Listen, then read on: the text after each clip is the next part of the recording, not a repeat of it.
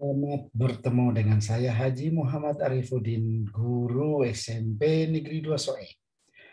Hari ini saya akan menyampaikan materi kelas 7 untuk bahasa Indonesia semester ganjil, bab yang ketiga tentang teks prosedur.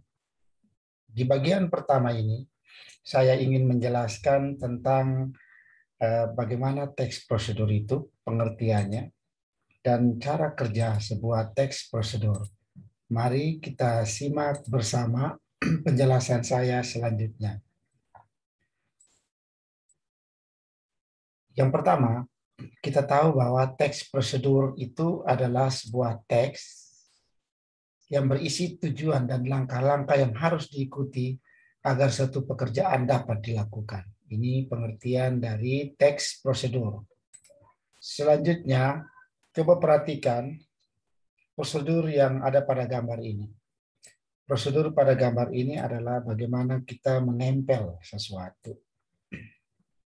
Proses menempelnya, pertama kita uras, kemudian kita taruhkan tanah dengan plastik, dipotong, kemudian dibasahi dengan air, kemudian ditempel.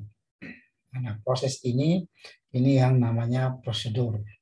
Bagaimana caranya, langkah kerjanya, dan pada akhirnya seperti itu.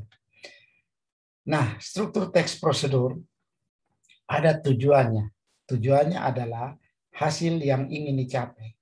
Sedangkan langkah-langkahnya adalah cara mengerjakan yang harus dilakukan agar tujuan tadi akan tercapai. Selanjutnya, bagaimana menulis petunjuk melakukan sesuatu. Ini petunjuk yang penting untuk menunjukkan sesuatu yang harus dilakukan. Petunjuk itu diartikan adalah petunjuk untuk melakukan sesuatu. Petunjuk menggunakan sesuatu atau petunjuk membuat sesuatu. Ada tiga ya. Ada petunjuk melakukan sesuatu, petunjuk menggunakan sesuatu, dan petunjuk untuk membuat sesuatu. Perhatikan, petunjuk adalah ketentuan yang memberikan arah atau bimbingan bagaimana sesuatu harus dilakukan. Misalnya petunjuk penggunaan, petunjuk pelaksanaan, petunjuk operasional, petunjuk pemakaian. Nah, dalam kehidupan sehari-hari, kita dapat dengan mudah menemukan petunjuk pada bungkusan makanan instan, obat-obatan, atau barang-barang lain yang berkemas. Ada petunjuk penggunaannya, petunjuk pemakaiannya. Nah, di bagian lain, berdasarkan contoh ini, tampak bahwa bahasa yang digunakan dalam petunjuk merupakan kalimat perintah. Hal itu ditandai dengan kata-kata seperti kata-kata kerja, perintah, suruhan, dan larangan. Jadi kata kerja yang ada di situ itu kata kerja yang bermakna suruhan, kata kerja yang bermakna perintah, atau kata kerja yang bermakna larangan.